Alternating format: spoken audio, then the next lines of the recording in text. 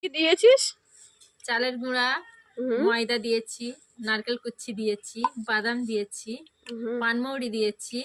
এটা কি দিচ্ছিস? সুজি, এটা সুজি দিচ্ছি, চিনি দিলাম, দিয়ে এই পিঠাটা বানাতে হবে। এটা এই ফাটতে হবে খালি? হ্যাঁ, এটা মানে যত ফাটবে তত ভালো। এই পাতলা হয়েছে, বেটার হয়নি, আরো গাঢ় করতে হবে। এইরকম ব্যাটারটা হলে তবে মনে হয় পারফেক্ট পিঠাটা হবে।